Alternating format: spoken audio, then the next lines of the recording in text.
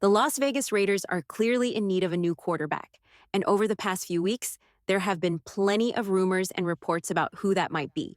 With the team hiring their new offensive coordinator and, more importantly, their new head coach, Pete Carroll, speculation has only grown stronger. Some fans and analysts have suggested that Russell Wilson could be the next quarterback for the Raiders.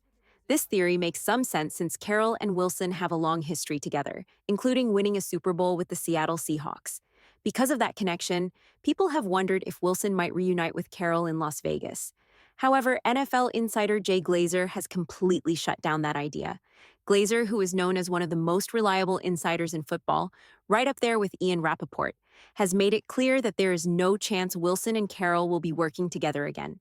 During a recent discussion, Glazer was asked about Wilson's future and whether a return to Seattle or a move to another team like the Steelers might be more likely. He responded by saying that Wilson will most likely be looking for a fresh start elsewhere, but reuniting with Carroll is not an option. With that rumor put to rest, the Raiders will have to look elsewhere for their next quarterback. We'll discuss some possible options in the next section. Jay Glazer made it clear that not only will the Raiders not be bringing in Russell Wilson, but the Steelers won't either. Instead, Wilson plans to choose a brand new team for his next chapter. Now, if we think about it, at least two teams are set to draft a quarterback before the Raiders: the Tennessee Titans, who have the number 1 pick, first overall pick, and the New York Giants, who hold the number 3 pick. Both teams could be looking for a quarterback, but there's also a chance that one of them might consider signing Wilson instead of drafting a rookie. The Titans seem like a possible landing spot for Wilson, but since they have the first overall pick, they might prefer to draft a top prospect instead. However, if they aren't fully confident in their current quarterback, Will Levis, then bringing in a veteran like Wilson could make sense. They could let Wilson take over while Levis continues to develop for a year or two. Levis has shown promise. He has a strong arm, good ball placement, and can make the necessary throws. But the big question is whether he can process defenses quickly enough.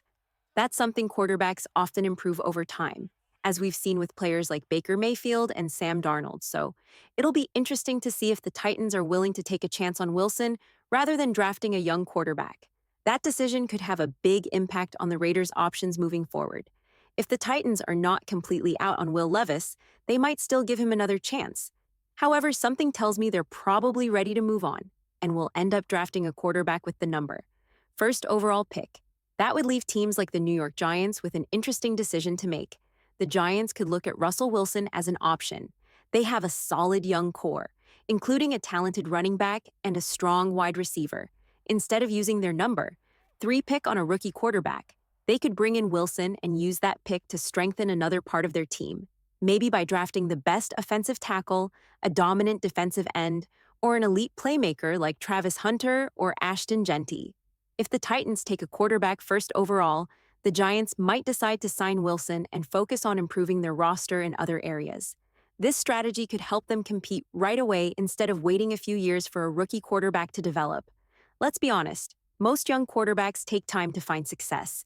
It usually takes 4, 5, or even 6 years before they consistently perform at a high level, as we've seen with players like Jalen Hurts and Josh Allen. Patrick Mahomes is the exception, not the rule. What he has done isn't normal. It will be interesting to see which teams go for a rookie quarterback and which ones choose an experienced player like Wilson. But at this point, it's pretty clear that the Raiders are not in the mix for him. The Raiders still have a few options when it comes to finding their next quarterback. However, I don't think they should go after Justin Fields.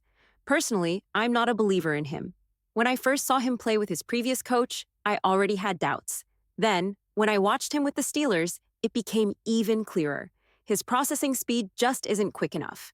A quarterback needs to be able to read defenses before the snap and adjust accordingly. If a defense is showing cover 2, for example, he should know whether to target the middle of the field or go for a pass toward the boundary. If a quarterback struggles to process coverages quickly, it becomes a huge problem.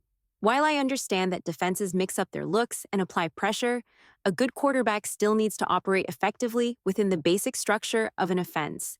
At this point, we've seen Fields in 2 different offensive systems, and he hasn't shown he can do that. Because of that, I wouldn't consider him a good option for the Raiders. That said, there are still plenty of quarterbacks available.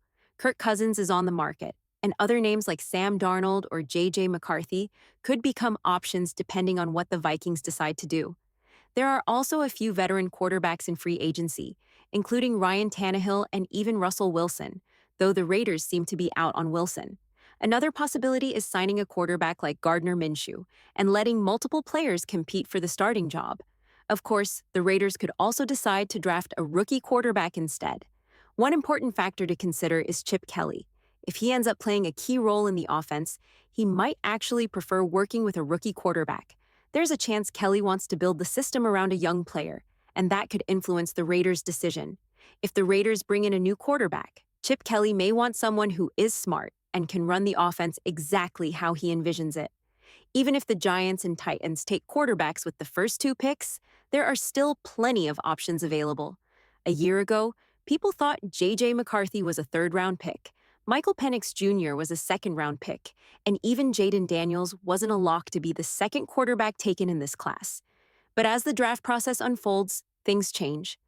Over the next month and a half, we'll likely see some quarterbacks rise up the draft boards and solidify themselves as first-round picks. In fact, I wouldn't be surprised if we see 3, 4, or even 5 quarterbacks taken in the first round this year. Jackson Dart has looked impressive. He has a strong arm and can make all the necessary throws. I've also watched Cam Ward closely, and he remains my top quarterback in this class. Beyond them, guys like Kyle McCord and Will Howard have also shown great potential. Chip Kelly already has a connection to Will Howard, which makes things even more interesting. The Raiders have a big decision to make at the quarterback position and will likely get more clarity as free agency approaches in the coming weeks. After that, the draft will be right around the corner, and we'll see what direction they choose to go in. If the Raiders decide not to draft a quarterback or sign a veteran, they may stick with Aiden O'Connell or another internal option for another season.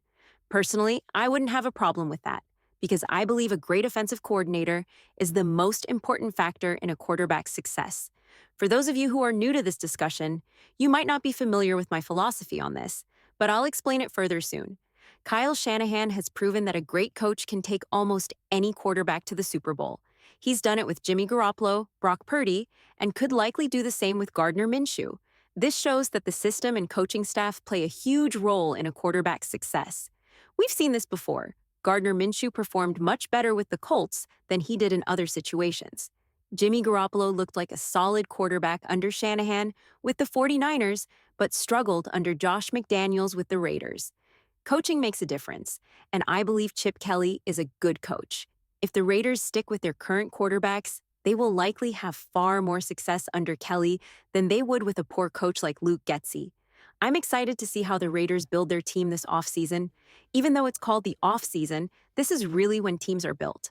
This is the time for front offices to make smart moves, sign key players, and set up their team for success. Truthfully, this part of the year plays a huge role in determining who will have a winning season. Before we move forward, I want to give a big shout out to the sponsor of this channel, Underdog Fantasy. They have supported this channel throughout the season, and without them, I wouldn't be able to create this content. I spend 3 to 4 hours every day working on these videos, and their support makes it all possible. So, a huge thank you to Underdog. Now let's take a look at the final picks of the season. We're going big on this one. Let's go through these picks quickly. I feel confident that 4 out of 5 will definitely happen. First, Jalen Carter needs at least 1 sack. I think that's very likely. DeAndre Hopkins only needs 13 receiving yards, which seems almost guaranteed. Then there's Travis Kelce. Will he score at least 1 touchdown? I believe so. Kelce always shows up in big games, and it's hard to imagine him not finding the end zone. Next, Jalen Hurts needs to rush for a touchdown. Considering he had 3 last game against the Commanders, I think there's a strong chance he does it again, especially with the Eagles' famous tush-push play. A quarterback sneak for a touchdown seems very possible. Now, the one pick that's a bit risky, but could still happen, is Patrick Mahomes making at least 1 catch. The reason this pick makes the payout so much higher is that it's the least expected. Without Mahomes getting a catch, the payout would be around $800. But if he does, it jumps up to $2,000. Here's the thing. Mahomes actually caught a pass just a few weeks ago on a designed play. Andy Reid is known for pulling out unexpected plays, especially in big games. Every year, he introduces a few new creative concepts, though new is a loose term since he often borrows ideas from high school and college teams. So, I wouldn't be shocked if we see Mahomes on the receiving end of a trick play. It's a gamble, but if it hits, it could pay off big. There's definitely a chance we could see some sort of trick play, and who knows? Maybe Patrick Mahomes ends up catching the ball himself. Sure, the odds might be low, but hey, it's fantasy football, and anything can happen, especially with it being the final round of the Underdog Pick'em game. It's anyone's guess, but I'm excited to see how it plays out. Switching gears a bit, let's talk about Josh Jacobs and the Las Vegas Raiders. Recently, Jacobs opened up about his time with the team, especially how things ended. He expressed that he really wished he could have stayed with the Raiders long term. Unfortunately, that wasn't in the cards. Jacobs made it clear that it wasn't his choice. After an outstanding season, he was hoping for a long-term contract, but instead, the Raiders told him they wouldn't be extending him. They decided to franchise tag him for the season and left the door open for next year without any guarantees. At that point, Jacobs realized that the organization, particularly those in charge at the time, like GM Dave Ziegler and head coach Josh McDaniels, didn't see him as part of their future. Although he didn't point fingers directly at owner Mark Davis, it was clear that the decision makers weren't interested in locking him in long term. Then, after a rocky season, those decision makers were let go and Tom Coughlin took over. Now Jacobs could have signed a contract, but things didn't quite turn out the way he had hoped. From what we've heard, it seems like there was no real conversation between Josh Jacobs and the Raiders about a new contract, which I think played a big role in his decision to leave. He made it clear that, after having such a phenomenal season, he wanted to be paid and wanted that long-term contract. Unfortunately, the Raiders never came through with that kind of offer. Instead, they gave him the franchise tag for just one more year, which, understandably, didn't sit well with him. I've always said Josh Jacobs is a solid running back, a guy who can get the job done. But at the same time, running backs are easier to replace than other positions, and I don't totally disagree with the Raiders letting him walk. What bothers me, though, is that they didn't draft a running back last year when they had the chance. There were some really talented players in the draft, but the Raiders didn't pick any of them up. They went with Dylan L., who hasn't really shown much potential yet. Hopefully this year, with John Spytek leading the charge, who has a good track record of drafting running backs, we'll see the Raiders invest in the position and bring in some much-needed talent for the run game. We really struggled last season, and I think part of that was because the talent just wasn't there. That being said, I do get where Josh Jacobs is coming from. After everything he did for the Raiders, especially winning that rushing title, he definitely deserved more respect and a long-term deal. Hearing him share his side of things really gives me a different perspective on the situation. I honestly think the Raiders should have just locked in Josh Jacobs long-term, especially considering he played out that final season with them, even when he didn't have to. He touched on it, saying his original goal was to play just enough to get credit for the season, like just the last 4 games, and then sit the rest out. But in the end, he decided to go ahead and play the full season, which was pretty commendable. Major respect to Josh for that. Hopefully, he continues to find success with the Green Bay Packers going forward. Now, on to something a little strange. Apparently, there's some bad blood between Ben Johnson and the Raiders. This whole situation is a bit odd. Long story short, Ben Johnson's agent claimed that the Raiders kind of forced him into taking an interview for their head coach position. Ben Johnson, according to reports, never wanted the job, and the agent wasn't shy about criticizing the Raiders for putting in the request. Johnson's agent said he let the media speculate a bit before coming out with the truth. Here's the weird part. Ben Johnson supposedly only wanted to interview for jobs with teams he was actually interested in, like the Bears. But when the Raiders made their request, it seemed like he was kind of stuck, like he had to take the interview to avoid looking bad. Now, to me, that just doesn't make sense. If you don't want the job, just say no to the interview. It's not a big deal, and there's no reason to feel forced into something like that. It comes across as a bit of a weak move, honestly. But hey, that's the story that's out there. At the end of the day, it's an interesting situation, but it doesn't seem like a huge deal either way.